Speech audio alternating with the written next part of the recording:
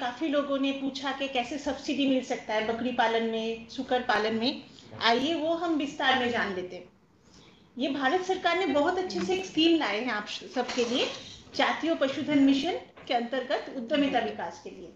My presentation is in English, so I am mostly speaking in Hindi, so सभी को समझ में आ जाए। अगर बाद में if anybody has any question we can take those question later on, okay.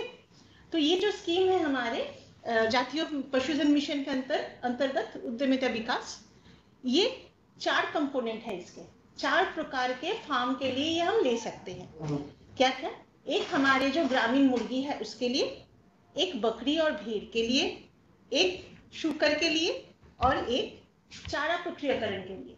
तो आइए हम विस्तार में एक एक कंपोनेंट के बारे में जान लेते हैं। Next slide. जो हमारे पहले कंपोनेंट है वो है उद्यमिता विकास ग्रामीण मुर्गी के सेक्टर में।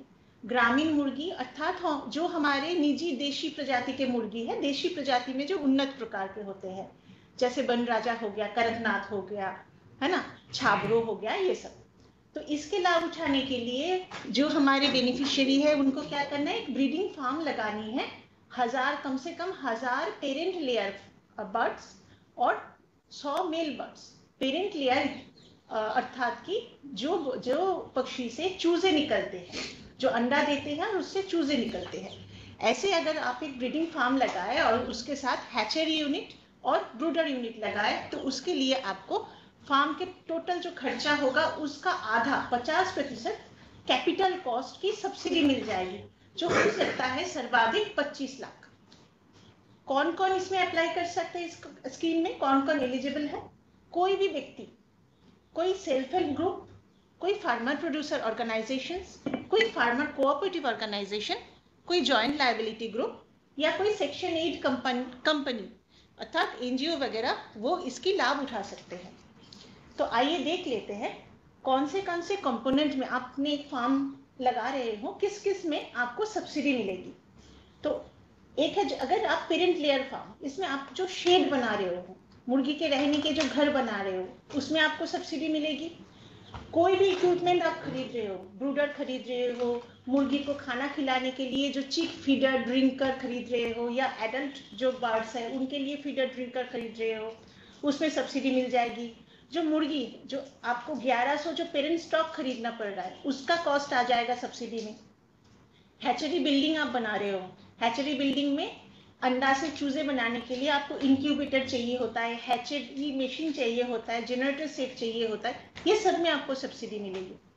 जैसे ब्रूडिंग यूनिट आप बना रहे हो, ब्रूडिंग यूनिट में उसका भी शेड बनाना, इलेक्ट्रिक ब्रूडर, उसके भी फीडर ड्रिंकर, ये सारे जो इक्विपमेंट्स है उसमें आपको सब्सिडी मिल जाएगी। जो हमारे दूसरे कंपोनेंट है वो है भेड़ बकरी के ब्रीडिंग फार्म बनाने के लिए। इसमें काफी लोगों ने प्रश्न पूछा था, थोड़ा ध्यान से सुने कि इसमें जो ब्रीडिंग फार्म है इसमें आप लगा सकते हो कम से कम 100 बकरी और 5 नर के साथ। तो ये ब्रीडिंग फार्म में आपको मिल जाएगा 10 लाख तक सब्सिडी। और आप थोड़ा बड़े भी लगा सकते हो, जैसे 200 भेड़ बकरी और 10 नर के साथ, उसमें आपको 20 लाख की सब्सिडी मिल जाएगी। अगर आपको 300 भेड़ बकरी के लगाना है फार्म, उसमें आपको 30 लाख तक सब्सिडी मिलेगी। 400 के लिए 40 लाख तक, और 500 भेड़ बकरी जो सबसे बड़े साइज है इसके लिए 50 लाख तक सब्सिडी मिलेगी। टोटल फार्म का जो कैपिटल कॉस्ट होगा उसका आधा 50% आपको सब्सिडी के तौर में मिल जाएगी। आइए देख लेते हैं इसमें कौन से कंपोनेंट में आपको सब्सिडी मिल सकता है। Next slide.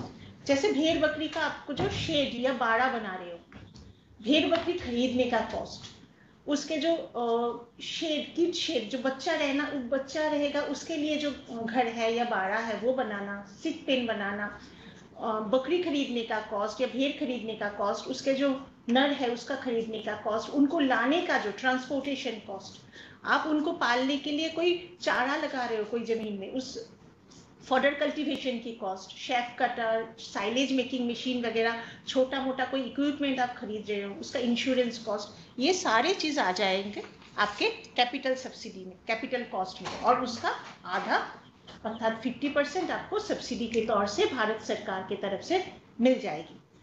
हमारे नेक्स्ट कंपोनेंट है सुकर के ब्रीडिंग फार्म। इसमें 2 साइज है, एक तो आप सबसे छोटा लगाना है तो आप 50 सुकर का लगा सकते हो, साथ में आपको 5 नर चाहिए।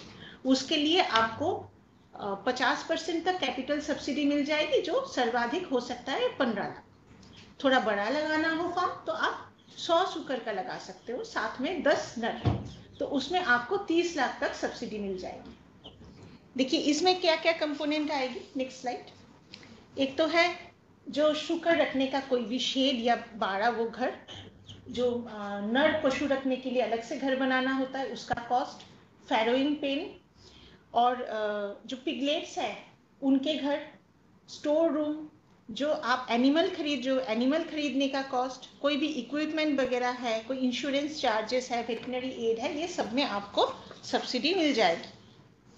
जो इसके बाद जो हमारे फोर्थ कंपोनेंट्स आता है वो है, नेक्स्ट स्लाइड, ये है चारा प्रक्रियाकरण में।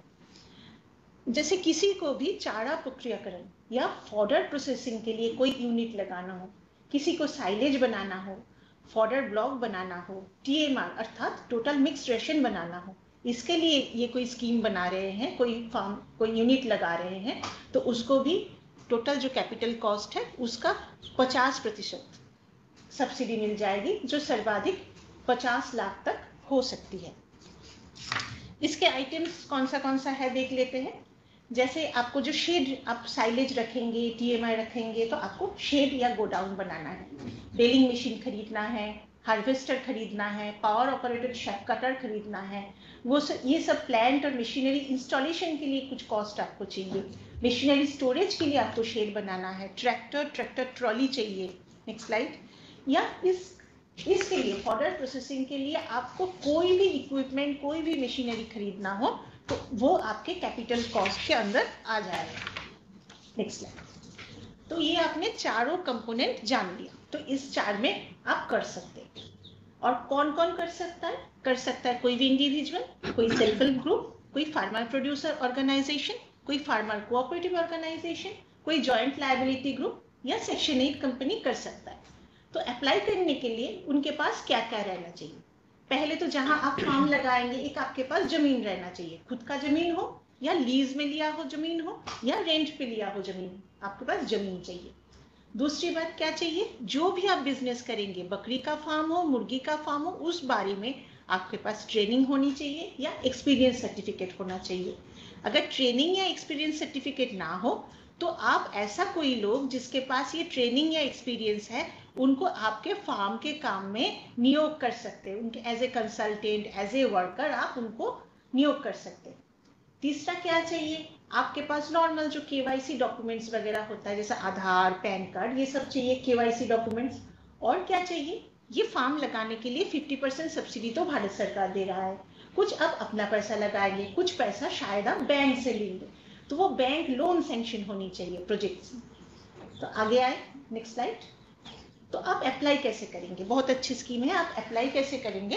इस स्कीम की एक बहुत अच्छी खूबी है कि आपको अप्लाई करने के लिए कहीं जाने की जरूरत नहीं है, बस आप कंप्यूटर में बैठिए और ये nlm.uddamimitra.in ये टाइप कर लीजिए। इसका पूरा एप्लीकेशन प्रोसेस ऑनलाइन है। ये आप टाइप करेंगे तो आपको ऐसा एक स्क्रीन नजर आएगा, ऊपर दिखेगा रजिस्टर और लॉगिन। तो आप रजिस्टर में क्लिक करेंगे तो आपके मोबाइल का मोबाइल नंबर मांगेगा, तो आप अपना मोबाइल नंबर दे दिया, फिर ओटीपी के लिए क्लिक करेंगे तो आपके मोबाइल में एक ओटीपी आ जाएगा, ठीक जैसे हमारे कोविन या आरोग्य सेतु वगैरह ऐप में जैसे होता था कि मोबाइल में एक ओटीपी आ जाता है। जैसे ही आपने ओटीपी डाल दिया तो स्टेप 1 देखिए, स्टेप 1 में आपने ओटीपी डाल दिया, स्टेप 2 दिखा रहा है और ऐसे आपके पास एक फॉर्म खुल जाएगा, उसमें आपका फोटो लगेगा, आपका नाम लगेगा, जो डिटेल्स मोबाइल नंबर वगैरह, आपका एड्रेस वगैरह ये सब देना पड़ेगा। Next slide. फिर आपको एक ऐसे फॉर्म फिलअप करना पड़ेगा कि आप क्या करना चाहते हैं, और फिर कुछ डॉक्यूमेंट अपलोड करना पड़ेगा। डॉक्यूमेंट अपलोड हो जाए तो स्टेप 5 में आपको क्लिक करके एप्लीकेशन सबमिट करना है। जैसे ही आप एप्लीकेशन सबमिट कर देंगे आपको एक नंबर मिलेगा, एप्लीकेशन नंबर। तो आपको बाद में, मानिए 5 दिन बाद आपको चेक करना है कि मेरा एप्लीकेशन कहाँ है, किसके पास है, स्टेटस क्या है उसका।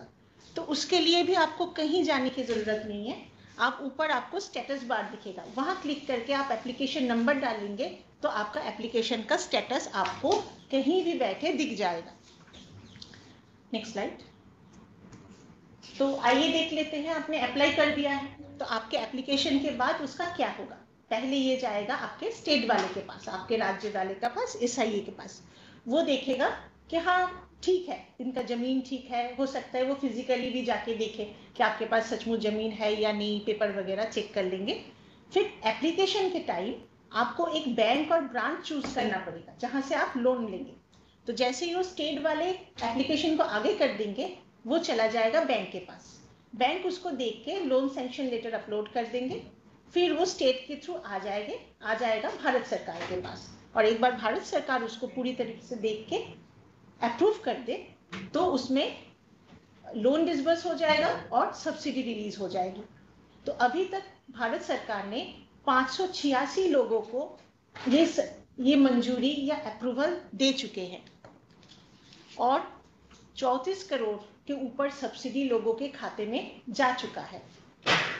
सब्सिडी के बारे में और एक दो महत्वपूर्ण बिंदु है वो हम जान लेते हैं। एक, ये जो सब्सिडी आपको मिलेगी जो 50 लाख तक है, वो आपको 2 इक्वल इंस्टॉलमेंट में मिलेगा। एक पहले मिलेगी शुरू में आपके प्रोजेक्ट अप्रूव होने के बाद, और दूसरी जो पूरा सेकेंड इंस्टॉलमेंट सब्सिडी और या फाइनल इंस्टॉलमेंट सब्सिडी वो मिलेगी आपके प्रोजेक्ट कंप्लीट होने के बाद। ठीक है, और कंप्लीट करने के बाद भी कम से कम 2 साल तक आपको लगातार ये प्रोजेक्ट को चलानी है। हाँ, ये जरूरत नहीं। Next slide. ये कुछ नेक्स्ट स्लाइड। तो हमें आशा है भारत सरकार की ये बहुत अच्छी स्कीम है, आप इसकी सुविधा उठाएं और इसकी सुविधा उठाने पे आप एक रोजगार ढूंढने वाले से रोजगार देने वाला बन जाए। जैसे आप एक बड़े इंटरप्रेन्योर बनेंगे तो आपके साथ बहुत सारे छोटे छोटे इंटरप्रेन्योर्स को, बहुत छोटे फार्मर्स को आप जुड़ सकते हैं। अपने फार्म में बने हुए उत्पन्न बकरी या चूजे उनको बांट सकते हैं, फिर उनसे खरीद सकते हैं। एक हब एंड स्पोक मॉडल के तरह काम कर सकते हैं। और आप सभी को निवेदन है कि आप स्कीम के पूरी तरह से लाभ उठाएं। धन्यवाद।